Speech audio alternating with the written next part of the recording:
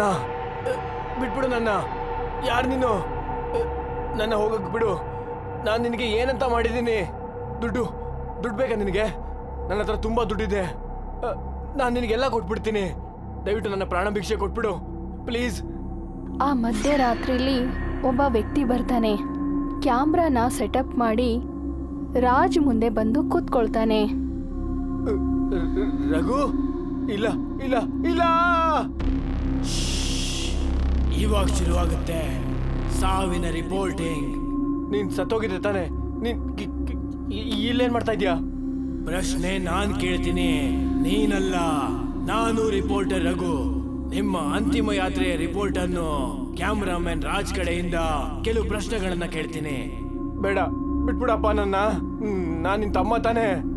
ನನ್ನಿಂದ ತಪ್ಪಾಗೋಯ್ತು. ಹಾಗಿದ್ರೆ ಮೊದಲನೇ ಪ್ರಶ್ನೆ, ಮೋಸ ಮಾಡೋದು ಯಾವಾಗಿಂದ ಶುರು ಮಾಡ್ಕೊಂಡೆ? ಮತ್ತೆ ನನಗೆ ಮೋಸ ಮಾಡಿರೋದ್ರಲ್ಲಿ ಯಾರ್ಯಾರ ಕೈವಾಡ ಇದೆ?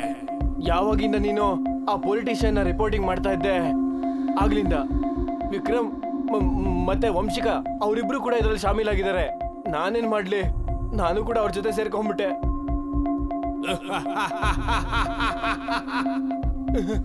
ಯಾಕೆ ನಗ್ತಾ ಇದೆಯಾ? ನನಗೆ ಭಯ ಆಗ್ತದೆ ರಘು. ಪ್ಲೀಸ್ ನನ್ನ ಬಿಟ್ಬಿಡೋಣ. ಮೋಸ ಮಾಡೋದು ತಪ್ಪಲ್ಲ, ಅದೊಂದು ಪಾಪ. ಮತ್ತೆ ಪಾಪಕ್ಕೆ ಕ್ಷಮೆ ಇರೋದಿಲ್ಲ. ನೀನ್ ಯಾವ ಕ್ಯಾಮ್ರಾವನ್ನ ಯಾವಾಗ್ಲೂ ಹಿಡ್ಕೋತಿದ್ಯೋ ಅದೇ ಕ್ಯಾಮ್ರಾದಿಂದ ನಿನ್ನ ಕೊನೆಯ ಉಸಿರನ್ನ ರೆಕಾರ್ಡ್ ಮಾಡ್ಕೋತೀವಿ. ಈಗ ರಿಪೋರ್ಟರು ನಾನೇ, ಜಡ್ಜು ನಾನೇ, ಮತ್ತೆ ನಾನೇ ಕೂಡ ನಿನ್ನ ಪ್ರಾಣವನ್ನ ತೆಗೆಯೋ ಕೊಲೆಗಾರ. ಇಷ್ಟ ಹೇಳಿ ರಿಪೋರ್ಟರ್ ರಾಜ್ ಮೇಲೆ ಪೆಟ್ರೋಲ್ ಅನ್ನ ಹಾಕ್ತಾನೆ. ಇಲ್ಲ ಇಲ್ಲ ಇಲ್ಲ, ನನ್ನ ಸಾಯಿಸ್ಬೇಕು ಅಂದ್ರೆ ಸಾಯಿಸ್ಬಿಡು, ಆದ್ರೆ ಈ ತರ ಹಿಂಸೆ ಕೊಟ್ಟು ಸಾಯಿಸ್ಬೇಡ. ಬಿಟ್ಬಿಡು ನನ್ನ. ಈ ಪ್ರಪಂಚದಲ್ಲಿ ನ್ಯಾಯ ಸಿಗೋದೇ ಇಲ್ಲ, ಕಿತ್ಕೋಬೇಕಾಗತ್ತೆ. ನೀನ್ ಸತ್ತೋದ್ಮೇಲೆ ನಾನು ಕಿತ್ಕೋತೀನಿ. ರಘು ಮ್ಯಾಚ್ ಬಾಕ್ಸ್ ಅನ್ನ ತೆಗೆದು ಕಡ್ಡಿ ಬೀರಿ ರಾಜ್ ಮೇಲೆ ಬೆಂಕಿ ಹಚ್ಚಿಬಿಡ್ತಾನೆ. ರಘುಗೆ ಆಗಿರೋ ಅನ್ಯಾಯದ ಜ್ವಾಲಾಮುಖಿನ ರಘು ತನ್ನ ಆತ್ಮದ ರೂಪದಲ್ಲಿ ಬಂದು ಸೇಡ್ ತೀರಿಸ್ಕೊಂಡ. ಈ ಜ್ವಾಲಾಮುಖಿ ಅನ್ಯಾಯ ಮತ್ತು ಮೋಸದ ಬೆಂಕಿ ಆಗಿತ್ತು. ಆ ಬೆಂಕಿಯಲ್ಲಿ ರಾಜ್ ಸುಟ್ಟು ಹೋಗ್ತಾ ಇದ್ದ. ನರಕದಲ್ಲಿ ನನಗೋಸ್ಕರ ಕಾಯ್ತಾ ಇರು. ಭೂಮಿಯಿಂದ ಪಾತಾಳ ತನಕ ದಾರಿ ಮಾಡ್ಕೊಡ್ತೀನಿ ನೀನ್ ಒದ್ದಾಡಿ ಸಾಯೋದಕ್ಕೆ. ಅನ್ಯಾಯದ ನಾಶವಾಗ್ಲಿ.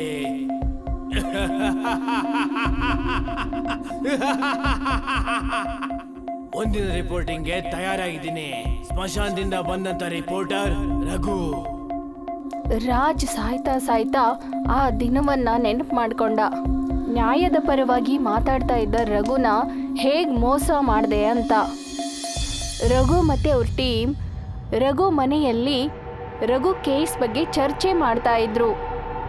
ರಘು, ಒಂದ್ಸಲ ಯೋಚನೆ ಮಾಡಿ ನೋಡು. ಈ ರಾಜ್ವೀರು ತುಂಬಾ ಪ್ರಭಾವಿ ಪೊಲಿಟಿಷಿಯನ್. ಒಂದ್ ವೇಳೆ ಸಿಕ್ಕಾಕೊಂಡ್ರೆ ಅವನ್ ಪ್ರಾಣ ತೆಗೆದು ಬಿಡ್ತಾನೆ. ನಾನ್ ನಿನಗೆ ಮೊದ್ಲೇ ಹೇಳಿದ್ದೆ, ಈ ದಾರಿಯಲ್ಲಿ ಮುಳ್ಳುಗಳು ಸಿಕ್ಕೇ ಸಿಗುತ್ತೆ ಅಂತ. ನಾವು ನಿಜವಾದ ರಿಪೋರ್ಟಿಂಗ್ ಮಾಡ್ತಾ ಇದ್ದೀವಿ.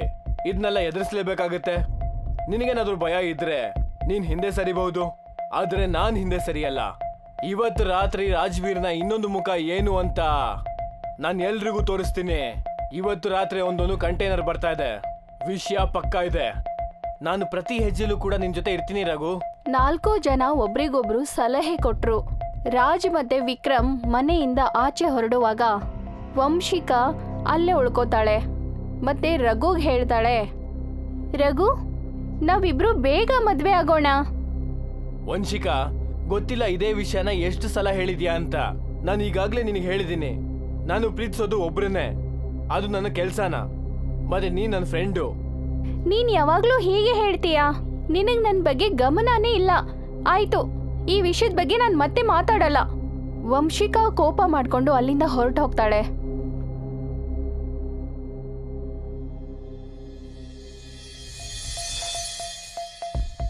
ಒಂದು ಸಮಯ ಬಂತು. ಅದು ರಘು ಜೀವನನೇ ಬದಲಾಯಿಸೋ ಸಮಯ ಆಗಿತ್ತು. ದೇಶದ ಎಲ್ಲಾ ಜನರಿಗೂ ರಿಪೋರ್ಟರ್ ರಘು ಮಾಡ್ತಾ ಇರೋ ನಮಸ್ಕಾರಗಳು. ಈ ದೇಶವನ್ನ ಎಷ್ಟೊಂದು ಮಂತ್ರಿಗಳು ತಿಂದು ತೇಗ್ತಾ ಇದಾರೆ, ಮತ್ತೆ ಲೂಟಿ ಮಾಡ್ತಾ ಇದಾರೆ.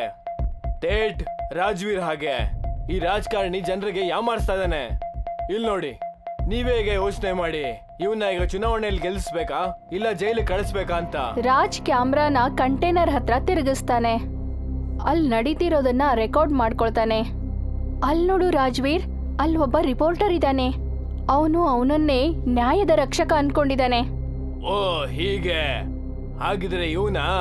ಥ್ಯಾಂಕ್ ಯು ವಂಶಿಕಾ, ನನಗ್ ಗೊತ್ತಿತ್ತು ನಾನ್ ನಿನ್ ಮೇಲೆ ಭರವಸೆ ಇಟ್ಕೋಬಹುದು ಅಂತ. ಇನ್ ಮುಂದೆ ನೀನು ಐಷಾರಾಮಿ ಜೀವನ ಅನುಭವಿಸ್ಬೋದು. ಅಲ್ಲಿ ವಂಶಿಕಾನ ನೋಡಿ ರಘುಗೆ ಆಶ್ಚರ್ಯವಾಗುತ್ತೆ. ಇದೇನಾಗ್ತಾ ಇದೆ? ಆಗ ರಾಜ್ವೀರ್ ಹತ್ರ ಇರೋ ಗುಂಡಾಗಳು ರಘು ಮುಂದೆ ಬರ್ತಾರೆ. ನೀವೆಲ್ಲ ನನಗೇನು ಮಾಡಕ್ಕಾಗಲ್ಲ. ಮತ್ತೆ ವಂಶಿಕಾ, ನೀನು ಈ ಮೋಸ ಮಾಡಿ ನನಗೇನು ಮಾಡಕ್ಕಾಗಲ್ಲ. ಕೇವಲ ನಿನ್ನ ಕ್ಯಾರೆಕ್ಟರ್ ಮತ್ ನೀನ್ ಏನು ಅಂತ ನನಗ್ ಚೆನ್ನಾಗ್ ಗೊತ್ತಾಯ್ತೀಗ. ಇದೀಗ ಲೈವ್ ಸ್ಟ್ರೀಮ್ ಆಗ್ತಾ ಇದೆ. ಚಿಪ್ ಕೊಡು ನನಗೆ. ಇದೇನ್ ಹೇಳ್ತಾ ಇದೀಯಾ? ಯಾವ ಚಿಪ್ಪು? ಇದ್ ತಗೊಳ್ಳಿ ಚಿಪ್ಪು. ಎಷ್ಟೆಲ್ಲ ರೆಕಾರ್ಡಿಂಗ್ಸ್ ಆಗಿದ್ಯೋ ಅದೆಲ್ಲ ಕೂಡ ಇದರಲ್ಲಿದೆ. ರಾಜ್, ಇದೇನ್ ಮಾತಾಡ್ತಿದ್ಯಾ ನೀನು? ನಾವು ನ್ಯಾಯ ತೋರ್ಸಕ್ ಬಂದಿದ್ದಲ್ವಾ? ನ್ಯಾಯನಾ? ಬಾಸ್, ನ್ಯಾಯ ಅನ್ನೋದು ಇಲ್ವೇ ಇಲ್ಲ. ಕೇವಲ ದುಡ್ಡು ಮತ್ತೆ ಪವರ್ ಮಾತಾಡುತ್ತೆ. ಏನ್ ನೋಡ್ತಾ ಇದ್ದೀರಾ? ಈಗಿಂದೀಗ್ಲೇ ಅವನನ್ನ ಚುಚ್ಚಿ ಸಾಯಿಸ್ಬಿಡಿ. ವಿಕ್ರಮ್, ನೀನು ಕೂಡನಾ? ಹಾ, ನಾನು ಕೂಡ. ಸುಮ್ನೆ ನಾನ್ ಯಾಕೆ ಸಾಯಿಲ್ಲ ಹೇಳು? ನಾವ್ ಅನ್ಕೊಂಡಿದ್ವಿ ನಿನ್ನೂ ಕೂಡ ಜೊತೆಗೆ ಸೇರಿಸ್ಕೋಬೇಕು ಅಂತ. ನೀನ್ ನೋಡಿದ್ರೆ ನ್ಯಾಯ ಅನ್ಬಿಟ್ಟು ನಮ್ ಮಾತ್ ಕೇಳಲೇ ಇಲ್ಲ. ಅಲ್ಲ, ಯಾರ್ ಮಾತಾದ್ರು ಕೇಳ್ದ್ಯಾ ನೀನು? ಅವರು ನಗ್ತಾ ರಘುನ ಅಲ್ಲೇ ಬಿಟ್ಟು ಹೊರಟು ಹೋಗ್ತಾರೆ. ಆ ಸುರಿತಿರೋ ಮಳೆಯಲ್ಲಿ ರಘುನ ಶವ ಅಲ್ಲೇ ಬಿದ್ದಿತ್ತು. ರಘು ತನಗ್ ಗೊತ್ತಿರೋರೇ ಮೋಸ ಮಾಡಿದ್ರು ಅಂತ ತುಂಬಾನೇ ದುಃಖಪಟ್ಟು ಸತ್ ಹೋದ. ವಂಶಿಕಾ ರಾಜ್ವೀರ್ ಜೊತೆ ಮಾತಾಡ್ತಾ ಇದ್ಲು. ರಾಜ್ವೀರ್, ನನಗ್ ತುಂಬಾನೇ ಭಯ ಆಗ್ತಿದೆ. ಅವ್ನ್ ನಮ್ಮನ್ನು ಕೂಡ ಸಾಯಿಸ್ತಾನೆ. ರಾಜ್ವೀರ್, ನನಗ್ ತುಂಬಾ ಭಯ ಆಗ್ತಿದೆ. ಎಲ್ಲ ಸ್ವಲ್ಪ ಹುಷಾರಾಗಿರಿ. ಒಂದ್ ವೇಳೆ ನನ್ನ ಹೆಸರು ಆಚೆ ಬಂದ್ರೆ ಇಡೀ ಪಾರ್ಟಿನೇ ಬಿದ್ದೋಗ್ಬಿಡುತ್ತೆ. ಇಡು ಫೋನು. ಮತ್ತೆ ನನಗೆ ತೊಂದರೆ ಕೊಡಕ್ ಹೋಗ್ಬೇಡ. ಹಾಗೆ ಮತ್ತೆ ನನಗೆ ಕಾಲ್ ಮಾಡಕ್ ಹೋಗ್ಬೇಡ. ನನ್ನೇನ್ ಕೇಳ್ಬಿಟ್ಟು ಅವನಿಗೆ ಮೋಸ ಮಾಡಿದ್ರ? ಇವಾಗ ಅನ್ಭವಿಸಿ. ರಾಜ್ವೀರ್, ಸ್ವಲ್ಪ ಕೇಳಿ. ವಂಶಿಕಾ ತುಂಬಾನೇ ಹೆದರ್ಕೊಂಡು ತನ್ನ ರೂಮ್ ಅಲ್ಲಿ ಕುತ್ಕೊಂಡಿರ್ತಾಳೆ. ತನಗ್ ತಾನೇ ಹೇಳ್ಕೊತಾ ಇದ್ಲು. ರಘು ನನ್ನನ್ನ ಸಾಯಿಸ್ತಾನೆ, ಖಂಡಿತ ಸಾಯಿಸ್ತಾನೆ. ನಾನು ಅವನನ್ನ ತುಂಬಾ ಪ್ರೀತಿ ಮಾಡ್ತಿದ್ದೆ ಅಲ್ವಾ? ಇಲ್ಲ, ಅವನನ್ನ ಸಾಯಿಸಲ್ಲ. ಅವನನ್ನ ಸಾಯಿಸಲ್ಲ ಅಲ್ವಾ? ಆದ್ರೆ ನಾನೇ ರಘುಗೆ ಮೋಸ ಮಾಡ್ದೆ. ಆದ್ರೆ ರಘುದೇ ತಪ್ಪಲ್ವಾ? ಅವನ ಪ್ರಪೋಸಲ್ನ ಒಪ್ಕೊಳ್ಳಿಲ್ಲ. ಆಗ ಅಚಾನಕ್ ಆಗಿ ಡೋರ್ ಹತ್ರ ಜೋರಾಗಿ ಶಬ್ದ ಆಗುತ್ತೆ. ಆಗ ವಂಶಿಕಾಗೆ ತುಂಬಾನೇ ಭಯ ಆಗುತ್ತೆ. ಯಾರಲ್ಲಿ? ಯಾರು? ರಘು? ರಘು? ರಘು ನೀನಾ? ನಾನೇನು ಮಾಡಿಲ್ಲ. ನಾನೇನು ತಪ್ಪು ಮಾಡಿಲ್ಲ. ಅರೆ ವಂಶಿಕಾ, ನಾನು. ಬಾಗಲ್ ತೆಗಿ. ವಿಕ್ರಮ್, ನೀನಾ? ಇರು, ಬರ್ತೀನಿ. ವಂಶಿಕಾ ಡೋರ್ ಓಪನ್ ಮಾಡಿದ ತಕ್ಷಣನೇ ಅಚಾನಕ್ ಆಗಿ ಮನೆಯಲ್ಲಿರೋ ಕರೆಂಟ್ ಹೊರಟು ಹೋಗುತ್ತೆ. ಆಗ ವಂಶಿಕಾ ಕಿರ್ಚೋ ಶಬ್ದ ಮಾತ್ರ ಕೇಳಿಸುತ್ತೆ. ಆದ್ರೆ ಒಂದ್ ಬಲ್ಬ್ ಮಾತ್ರ ಆನ್ ಆಗಿತ್ತು. ಒಂದ್ ಚೇರಲ್ಲಿ ವಂಶಿಕಾನ ಕಟ್ ಹಾಕಿದ್ರು. ಆಗ ಆ ವ್ಯಕ್ತಿ ಕತ್ಲಲ್ಲಿ ಕ್ಯಾಮ್ರಾನ ಸೆಟಪ್ ಮಾಡ್ತಾ ಇದ್ದ. ಅವನು ತಕ್ಷಣನೇ ವಂಶಿಕಾ ಮುಂದೆ ಬಂದು ಕೂತ್ಕೊಳ್ತಾನೆ. ರಘು? ಹೌದು, ನಾನೇ. ಮತ್ತೆ ನಿನ್ನ ಇಬ್ರು ಗೆಳೆಯರನ್ನ ಕೂಡ ಕರ್ಕೊಂಡ್ ಬಂದೀನಿ. ಇವತ್ತು ನೀವೆಲ್ಲ ಲೈವ್ ಬರ್ತೀರಾ. ನಮಸ್ಕಾರ ದೇಶದ ಜನರೇ, ನಾನು ರಘು, ನಿಮ್ಮ ಸೇವೆಗಾಗಿ ಸ್ಮಶಾನದಿಂದ ಬಂದಿರೋದು. ಇವತ್ ನಾವು ಭ್ರಷ್ಟ ರಾಜಕಾರಣಿ ರಾಜ್ವೀರ್ ಬಗ್ಗೆ ಲೈವ್ ಮಾತಾಡೋಣ. ಮತ್ತೆ ಮೋಸ ಮಾಡಿರುವಂತ ಇಬ್ರು ಸ್ನೇಹಿತರ ಬಗ್ಗೆ ಏನನ್ಸುತ್ತೆ? ನಾನ್ ಮೊದಲನೇ ಪ್ರಶ್ನೆ ಯಾರಿಗೆ ಕೇಳ್ಬೇಕು? ನಮ್ಮನ್ನ ಬಿಟ್ಬಿಡು ರಘು. ರಾಜ್ವೀರ್ ನಿನಗೆ ತುಂಬಾ ದುಡ್ಡು ಕೊಡ್ತಾನೆ. ನನಗೂ ಕೂಡ ಕೊಟ್ಟಿದ್ದ. ನಾವು ಲೈವ್ ಅಲ್ಲಿ ಇದೀವೋ ಮುಟ್ಟಾಳ. ಹುಚ್ಚಿನ ತರ ಆಡ್ಬೇಡ ರಾಜ್ವೀರ್. ನಿನಗೆ ಪ್ರಾಣ ಮುಖ್ಯನಾ ದುಡ್ಡು ಮುಖ್ಯನಾ? ಪ್ಲೀಸ್ ರಘು, ನನ್ನನ್ನ ಬಿಟ್ಬಿಡು. ನಾನ್ ನಿನ್ನ ತುಂಬಾ ಪ್ರೀತಿ ಮಾಡ್ತಿದ್ದೆ ಅಲ್ವಾ? ನೀನೇ ನನ್ ಪ್ರೀತಿನ ಬೇಡ ಅಂದೆ. ಅದಕ್ಕೆ ನಾನು ಇದನ್ನೆಲ್ಲ ಮಾಡ್ದೆ. ಇದ್ರಲ್ಲಿ ನನ್ ತಪ್ಪಲ್ಲ, ಎಲ್ಲ ತಪ್ಪು ನಿಂದೇನೆ. ಹಾಗಿದ್ರೆ ನಾವು ಮೊದಲನೇ ರಿಪೋರ್ಟಿಂಗ್ ಮಾಡೋಣ ನಮ್ಮನ್ನ ಪ್ರೀತಿಸಿದವ್ರನ್ನ. ವಂಶಿಕಾ, ನೀವು ಪ್ರಶ್ನೆ ಏನು ಅಂದ್ರೆ, ನೀವು ರಾಜ್ವೀರ್ ಜೊತೆ ಸಂಬಂಧ ಬೆಳೆಸೋದಕ್ಕೆ ನನ್ನ ಕೊಲೆ ಮಾಡೋದಕ್ಕೆ ಪ್ಲಾನ್ ಮಾಡಿದ್ರಾ? ಹಾ, ಆದ್ರೆ ನಾನು ಏನ್ ಮಾಡ್ಲಿ? ನಾನು ನಿನ್ನನ್ನ ತುಂಬಾ ಪ್ರೀತಿಸ್ತಾ ಇದ್ದೆ. ನೀನ್ ಬೇರೆ ಹುಡುಗಿನ ಪ್ರೀತಿ ಮಾಡೋದು ನನ್ಗೆ ಇಷ್ಟ ಇರ್ಲಿಲ್ಲ. ಹಾಗಿದ್ರೆ ನಿನ್ಗೆ ನನ್ ಮೇಲೆ ಪ್ರೀತಿ ಇರ್ಲಿಲ್ಲ, ಎಲ್ಲ ನಾಟಕ ಆಗಿತ್ತಾ? ನಿನ್ಗೆ ಕೇವಲ ಸೇಡ್ ತೀರಿಸ್ಕೋಬೇಕಾಗಿತ್ತು ಅಲ್ವಾ? ಮತ್ತೆ ನಿನ್ನ ಮೋಸದಿಂದ ಕೇವಲ ನನಗಷ್ಟೇ ಅಲ್ಲ, ಇಡೀ ದೇಶದ ಜನರಿಗೆ ನಷ್ಟ ಆಗಿದೆ. ಆ ಹುಡುಗಿರಿಗೂ ನಷ್ಟ ಆಗಿದೆ, ಈ ರಾಜ್ವೀರ್ ಕಂಟೈನರ್ಗೆ ಹಾಕಿ ಬೇರೆ ಕಡೆ ಕಳಿಸಿದ್ನಲ್ಲ ಅವ್ರಿಗೆಲ್ರಿಗೂ ಕೂಡ ಅನ್ಯಾಯ ಆಗಿದೆ. ಅವ್ರಗಳ ಜೀವನದ ಕತೆ ಏನು? ಅವರೆಲ್ಲ ಜೀವನದ ಬಗ್ಗೆ ನನ್ಗೇನಾಗ್ಬೇಕು? ಏನು ಪಶ್ಚಾತ್ತಾಪ ಇಲ್ವಾ? ಈಗ ಜಡ್ಜ್ಮೆಂಟ್ ಕೊಡುವಂತ ಸಮಯ ಬಂತು. ನಿಮ್ಗೆ ಸಾವಿನ ಶಿಕ್ಷೆ ಕೊಡ್ತೀನಿ. ನೀವೆಲ್ಲ ನಳ್ಳಿ ನಳ್ಳಿ ಸಾಯ್ತೀರಾ. ಆಗ ನಿಮ್ಗೆ ಬುದ್ಧಿ ಬರುತ್ತೆ. ನಿಮ್ಮ ಜೀವ ನಿಮ್ಮ ಶರೀರ ಬಿಟ್ಟು ನಿಧಾನವಾಗಿ ಹೋಗ್ತಾ ಇರುತ್ತೆ. ರಘು ವಂಶಿಕಾಗೆ ಏನೋ ಕುಡಿಸ್ತಾನೆ. ನೀನೇನ್ ಮಾಡ್ದೆ? ಇದರಿಂದ ನನ್ನ ದೇಹನೇ ಸುಡ್ತಿರೋ ತರ ಆಗ್ತಿದೆ. ನಿನಗೆ ನಾನೊಂದು ಔಷಧಿ ಕೊಟ್ಟಿದ್ದೀನಿ. ಈಗ ನಿನಗೆ ರಕ್ತ ಒಂದೊಂದು ಹನಿ ಕಡಿಮೆ ಆಗೋದು ಗೊತ್ತಾಗ್ತಾ ಹೋಗುತ್ತೆ. ನಿನಗೆ ಕಿರ್ಚೋದಕ್ಕೂ ಆಗಲ್ಲ, ಏನ್ ಹೇಳೋದಕ್ಕೂ ಆಗಲ್ಲ. ಕೇವಲ ನಿನ್ನ ದೇಹದಲ್ಲಿ ಪ್ರಾಣ ಹೋಗೋದು ಮಾತ್ರ ಗೊತ್ತಾಗುತ್ತೆ. ಈಗ ರಘು ರಾಜ್ವೀರ್ ಮತ್ತೆ ವಿಕ್ರಮ್ ಹತ್ರ ನೋಡ್ತಾನೆ. ಹಾಗ್ ನೋಡ್ಬೇಡ ನಮ್ಮನ್ನ. ನನಗೆ ಹೀಗ್ ಸಾಯಕ್ ಇಷ್ಟ ಇಲ್ಲ ರಘು. ಇದರಿಂದ ತುಂಬಾ ನೋವಾಗುತ್ತೆ. ನನ್ನ ಬಿಟ್ಬಿಡು. ಈ ರಾಜ್ವೀರ್ ನನಗೆ ತುಂಬಾ ದುಡ್ಡು ಕೊಟ್ಟಿದ್ದ. ನನಗಂತೂ ದುರಾಸೆ ಬಂತು ರಘು. ನಾನ್ ನಿನ್ ಗೆಳೆಯ ತಾನೆ, ಬಿಟ್ಬಿಡು ನನ್ನ. ಬಾಯಿ ಬಂದಂಗ್ ಮಾತಾಡ್ಬೇಡ. ವಂಚಿಕ ನನ್ನ ಹತ್ರಕ್ ಬಂದಿದ್ದು ನಿನ್ ಬಗ್ಗೆ ಹೇಳೋದಕ್ಕೆ ಅಂತ. ಮತ್ತೆ ಈ ರಾಜ್ವೀರ್ ಕೂಡ ವಂಚಿಕನ ಹಿಂಬಾಲಿಸ್ಕೊಂಡು ಬಂದಿದ್ದ. ದುಡ್ಡಿನ ಡಿಮ್ಯಾಂಡು ಇವಳೆ ಮಾಡಿದ್ದು. ಡೈಲಾಗ್ ಬೇರೆ ಹೊಡಿತಾ ಇದ್ಲು, ಗೆಳೆತನಕ್ಕಿಂತ ಮುಖ್ಯ ಏನೂ ಇಲ್ಲ ಅಂತ. ಮತ್ತೆ ನಗ್ತಾ ಇದ್ಲು. ಹಾಗಿದ್ರೆ ದೇಶದ ಜನರೇ ಏನ್ ಅನಿಸ್ತಾ ಇದೆ? ನಾವ್ ವಿಕ್ರಮ್ಗೆ ಇನ್ನೂ ದುಡ್ಡು ಕೊಡ್ಬೇಕಾ? ನನಗನ್ನಿಸ್ತಾ ಇದೆ ಜನ ನಿನಗೆ ತುಂಬಾ ದುಡ್ಡು ಕೊಡ್ಬೇಕು ಅಂತ ಹೇಳ್ತಾ ಇದಾರೆ ಅಂತ.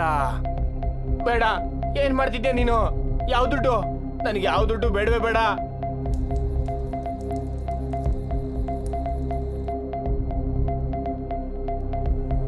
ಬೇಡ ಬೇಡ ಬೇಡ ಬೇಡ ಬೇಡ ಬೇಡ ಬೇಡ.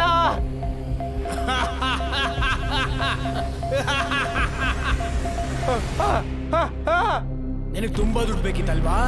ತಗೋ, ಚೀನದ ಒಂದು ಚಿಕ್ಕ ಉಡುಗೊರೆ ನನ್ನ ಕಡೆಯಿಂದ. ಆಗ ರಘು ವಿಕ್ರಮ್ ತಲೆ ಮೇಲೆ ಆ ಸುಡ್ತಿರೋ ಚಿನ್ನನ ಸುರಿತಾನೆ. ಸೈಕೋ, ನೀನ್ ಸೈಕೋ. ನನ್ನ ಬಿಟ್ಬಿಡು, ನನ್ನ ಬಿಟ್ಬಿಡು. ಅಯ್ಯೋ, ಇಷ್ಟಿಗೆ ಹೆದರ್ಕೊಂಡ್ಯಾ?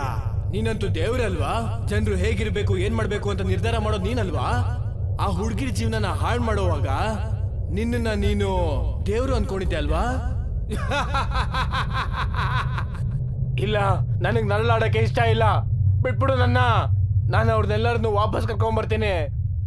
ಹಾಗಿದ್ರೆ ಇಲ್ಲಿ ತನಕ ನೋಡಿದ್ರಲ್ಲ ರಘು ಮಾಡಿದಂತ ರಿಪೋರ್ಟಿಂಗ್ ನ ನಿರ್ಧಾರ ತಗೊಂಡೆ. ನಿಮ್ಗಳ ಸೇವೆ ಮಾಡೋದಕ್ಕೆ ಅಂತ ಸ್ಮಶಾನದಿಂದ ಬಂದಿರೋದು.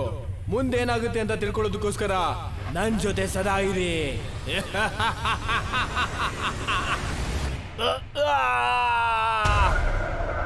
ಸ್ಮಶಾನದಲ್ಲಿರೋ ರಿಪೋರ್ಟರ್ ನ್ಯಾಯ ಕೊಡಕ್ಕೆ ಮತ್ತೆ ಲೈವ್ ಅಲ್ಲಿ ಬರ್ತಾನೆ.